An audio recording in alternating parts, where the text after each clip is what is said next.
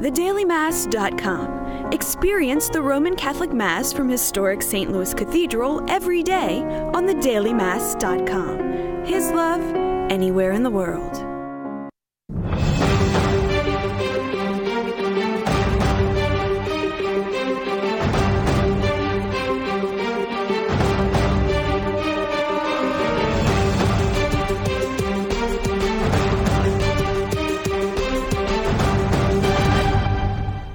I'm Sarah McDonald. And I'm Jason Angela. Welcome to Issues in Faith. Well, we are obviously extending our prayers and best wishes for all the victims of the tornadoes in Oklahoma this past week. Yeah, no, it's just a tragedy. It seems like these things come out of nowhere, and they're just to see the destruction is so disheartening, and it's so sad.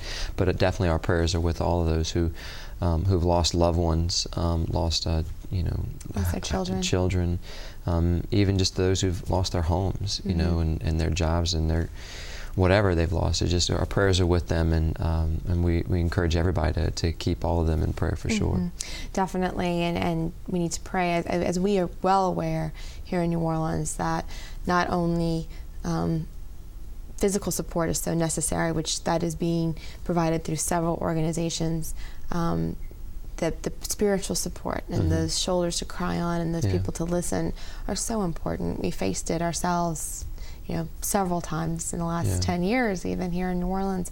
So we are being called, obviously, to prayer. Archbishop Amon has announced that the Archdiocese will be accepting donations on behalf of the Oklahoma tornado victims. You can send those to the Chancery. You know, just mark it as a tornado relief donation, and it will be forwarded on to either the Archdiocese of Oklahoma City or Catholic Charities in Oklahoma. But we are going to be working and doing whatever we can on an archdiocesan level to help in so many ways. As we have had these experiences, we know how important it is for others, for that kindness of strangers. So there's a way directly on the website that we can go to on the New Orleans Archdiocese website to donate to? You can't actually donate from the website. You would have to physically send a check or cash into the Archdiocese at this time. And that money would go direcely, all proceeds yes. We would not be keeping any of it on an administrative level. Anything that comes in, go immediately into the account and then back. I think it would be great as the Archdiocese of New Orleans to come together and be able to send that together as a check that we could give together from New Orleans to the people. So I hope after we're done with this, I'm going to go and start writing my check. So I know it is so important, and you know we've talked, and we're going to talk to Abby Johnson later in the show about Planned Parenthood and their plans to expand abortion, and so.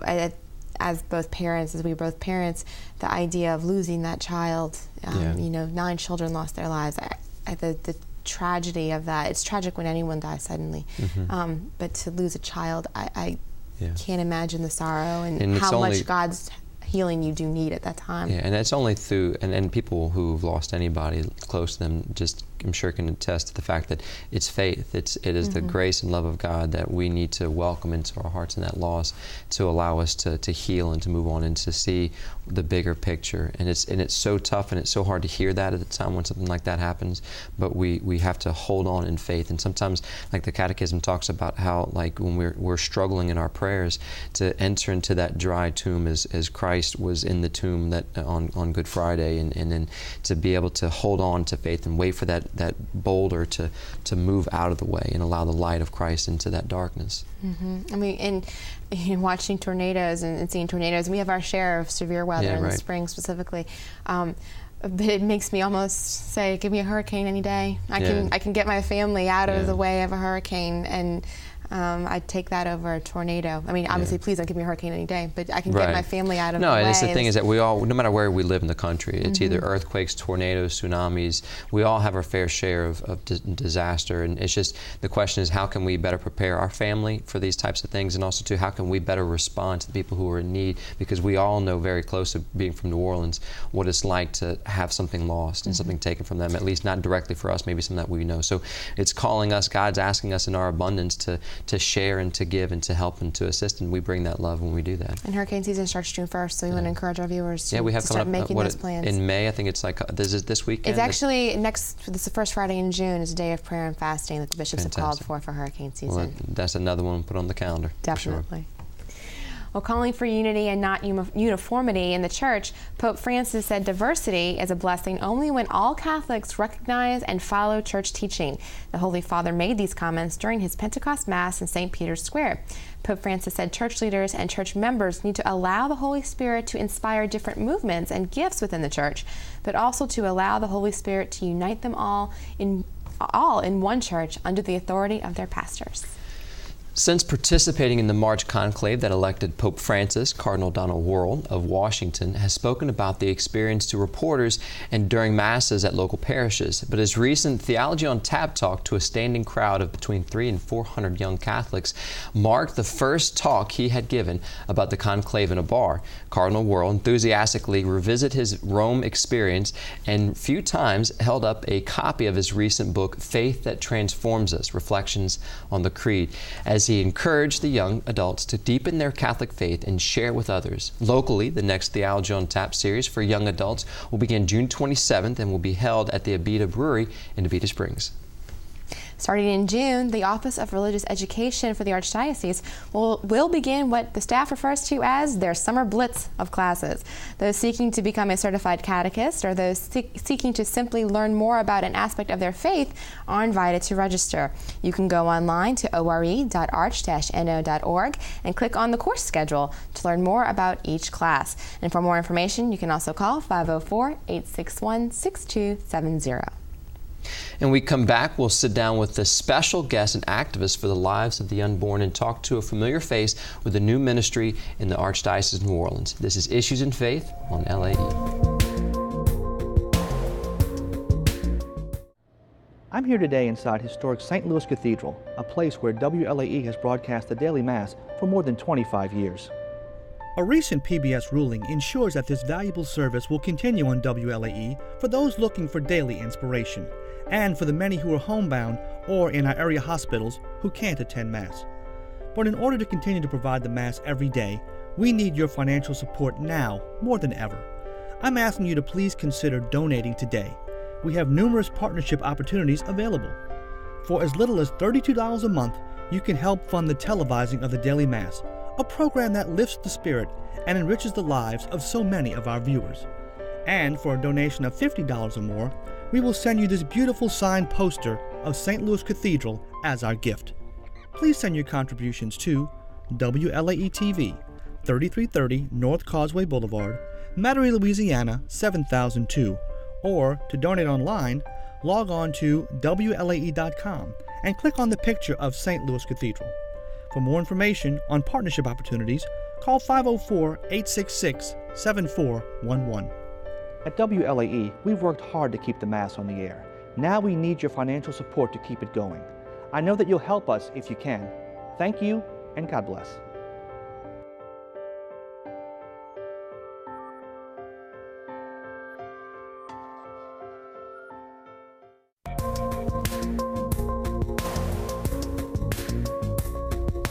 Well, just this week, New Orleans Archbishop Gregory Amen took part in a NOLA Needs Peace Coalition news conference community gathering that attracted hundreds to the site of a proposed Planned Parenthood clinic in Uptown New Orleans.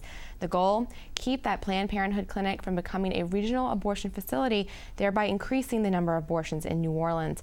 Several special guests joined the Archbishop this week, and one, Abby Johnson, is here with us tonight to share her story. Thanks so much, Abby, for being with us. Of course. Thank you for having me. Being in New Orleans. I was very appreciative on Monday night when you said, why do I care about is in New Orleans? Why do I care what's going on in Louisiana? Because you're a Cajun. That's right. That's right. Yeah, I'm a New Roadian. I grew up in New Roads, and so I'm honored to be back here fighting this fight with the good people of Louisiana. And it's something that we have been focusing on pretty intently here on Issues in Faith and through the Archdiocese of New Orleans. And I gave a brief introduction, but can you tell us exactly what's going on and what Planned Parenthood is proposing?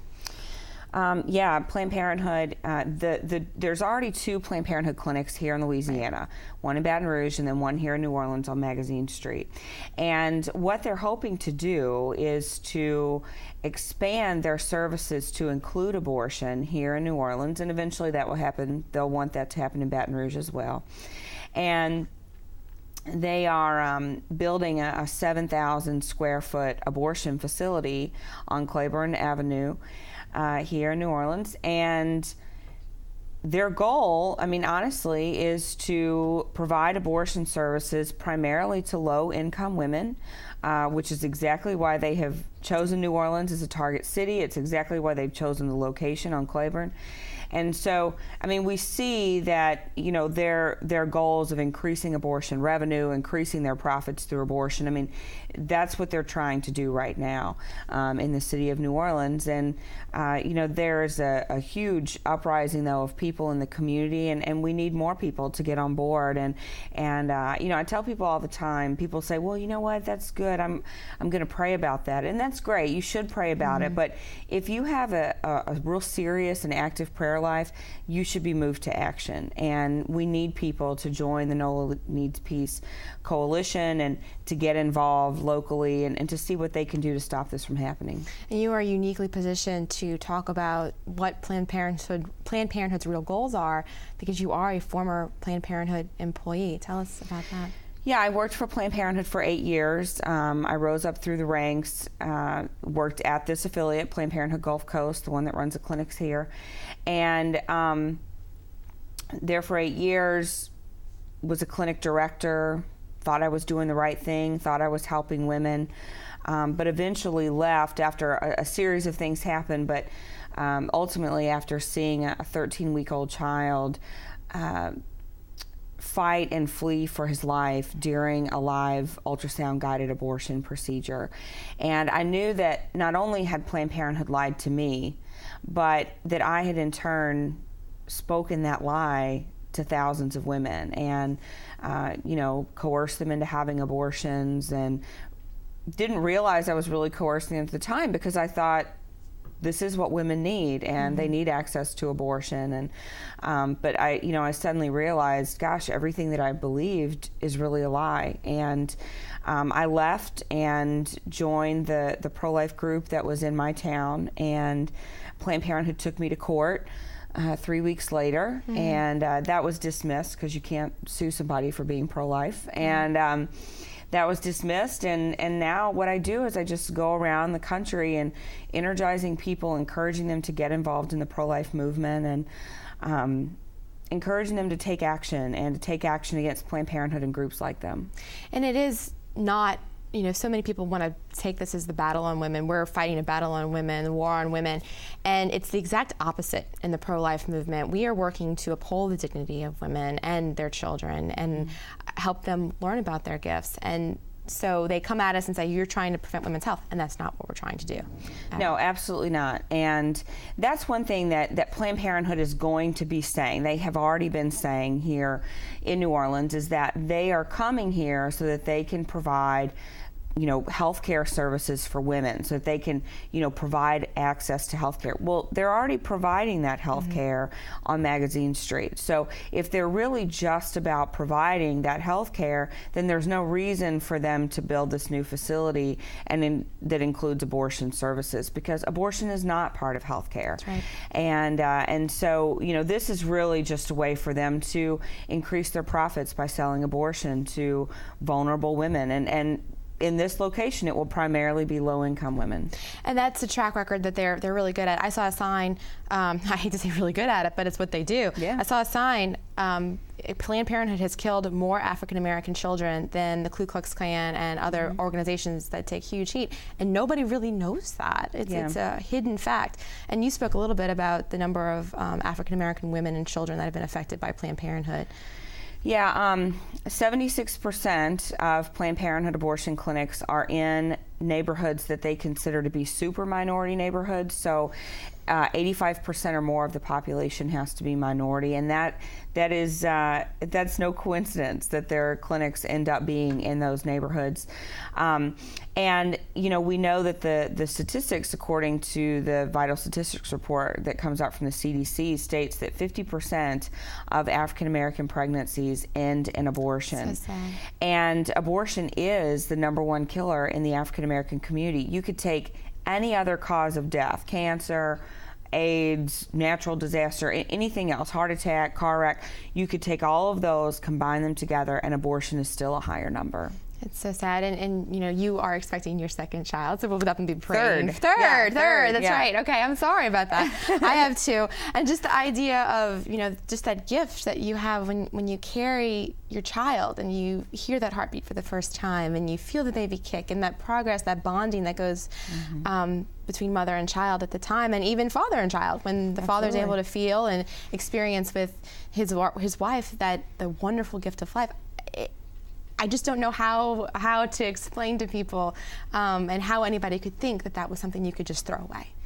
Yeah, and unfortunately, Planned Parenthood has set us up in this society to believe that fertility is a disease.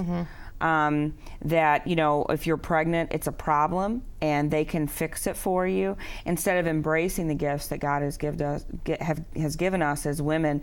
Our gift of fertility, it's one of the most beautiful things that we've been given, and Planned Parenthood is strategically trying to tear that down one woman at a time. Well, Abby, I want to thank you for coming here to New Orleans. Thank you for joining us on Issues in Faith, and best of luck. We'll definitely be praying for you and your whole family as you prepare for your new little one to come into the world. Thank you.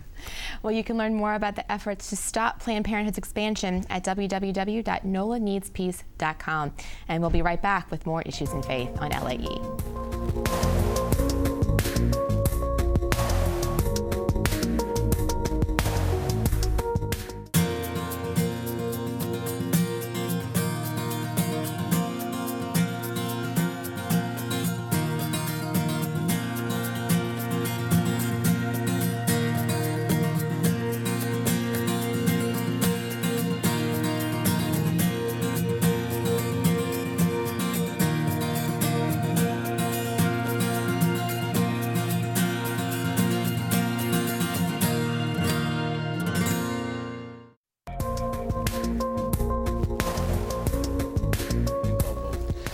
We've had our next guest on several times in the past to talk about his ministry, but tonight he's here to talk about a new role he's taking in the Archdiocese of New Orleans. Welcome, Mr. Ansell Augustine. Amen. Thanks so much for being with us. Glad to be here. So tell us about first the mission and the purpose, specifically of the work of the Black Catholic Ministries in New Orleans. Okay. Well, as you know, July 1st, I'll be taking on the directorship of the Office of Black Catholic Ministries, and the office itself is important to the Archdiocese. We as Black Catholics have been here since the foundation of the Archdiocese, whether in the ugly history of slavery or as free people of color, whatever it is. We've been here, and we've been an active part of the Archdiocese. I look at the faith of our people, where we've come from, the struggles we've had to overcome, and the joys we've brought and the gifts we've shared. I look at the quote of Sister Thea Bowman, who said, being Black and Catholic is a gift to the church. Sometimes that gift has been overlooked. And the purpose of this office is to make sure that gift is shared and acknowledged by, whether it's the Archbishop being advisor for him, as is stated in the mission statement, or as a resource for other archdiocesan offices, so that our gifts are shared and the resources of the Archdiocese are shared with our Black Catholic parishes. That's absolutely beautiful. So how did you come to apply for the position, and how did that all come to be? Well, the rumor mill, the people out there kept pressing me as, the position was open. And I had to pray on it. First, I took it to God. I said, God, is this where you want me to go? Because I was comfortable in youth ministry, working with our young people. That's where my passion is, and our young adults. I was assured that I could continue serving on the national board for youth ministry, NFCYM, continuing to be that voice for our Black Catholics locally and nationwide. So after much prayer and much discernment, I continued, and I'm blessed because I look at the fact we have an Archbishop that supports the community and the voice of the community. Bishop Farb is supportive as well. Deacon Jesse Watley is supportive. And I looked at my administrative assistant that's in there, who's been holding the load since vacating the position, Andrea. She's there, and she supports the work that we're doing.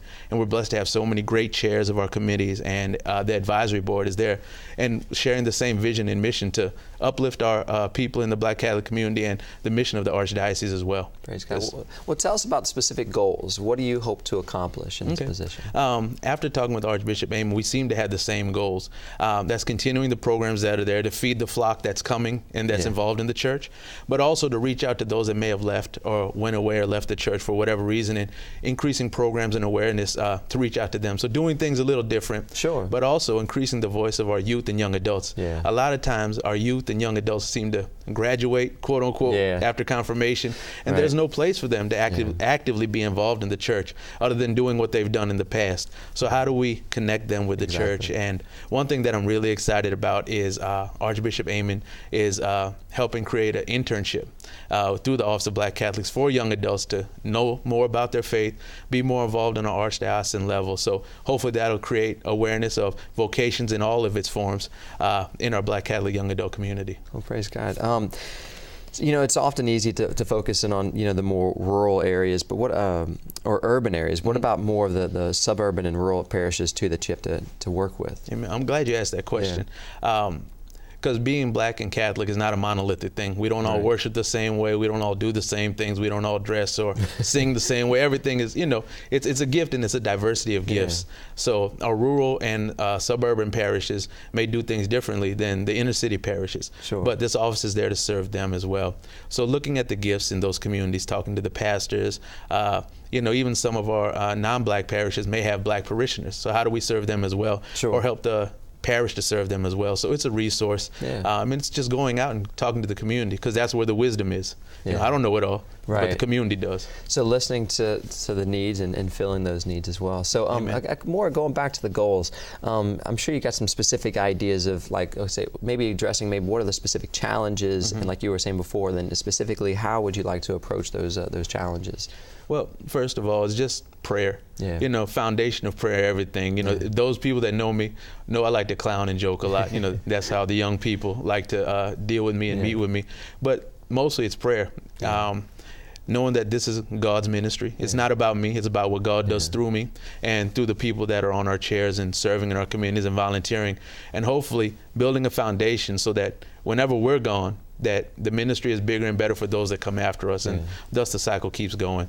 So it's connecting with the parishes, talking to the parishes, talking to the pastors and volunteers on my committees, you know, as I get started and the ball gets rolling, you know, working in those venues and avenues. Fantastic. Now tell us about people getting involved. How can they learn more information, contact you, things like that? They can go to our website, obcm.arch-no.org, or they can call our office, talk to Andrea, 504-861-6207. Our next big event is the Gospel Fest, which will take place Saturday, September 14th, 11 a.m. to 3 p.m. at Congo Square in Armstrong Park. And it's free. Rain or shine, it's going to happen. We'll have tents and everything out there. A great event to showcase the gifts of our Black Catholic community and invite the community as a whole to come together. What are some specific things that will go on at the Gospel Fest? Well, we have gospel choirs going on. Right now, it's still in the planning phase. It's 2013. I'm coming into programs that have already been created. Good. So I'm working with the community to see how we can shape that. Right now, we've locked down the date, location, and time, you know, dealing with different between the city and the Archdiocese to try to maneuver those things. So that's coming up. So it's a free event, great event, open to the public, and everybody's welcome. Praise God. Well, thank you so much for all that you're doing. Congratulations in your new role. Thank you again. If there's anything that we can do to help spread the news, you let us know, and you're in our prayers, and hopefully you'll keep us in your prayers. Amen. Always. Thanks, my brother. And you can keep up with the Office of Black Catholic Ministries online at obcm.arch-no.org. And we'll be right back.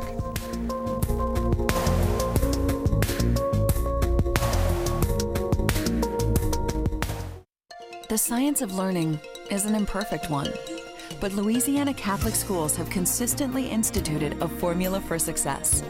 An astonishing 95% of Catholic school students go on to college. And last year, they brought with them over $185 million in scholarship awards. Shouldn't you invest in success and the confident leaders of tomorrow? Louisiana Catholic Schools, in a class of their own.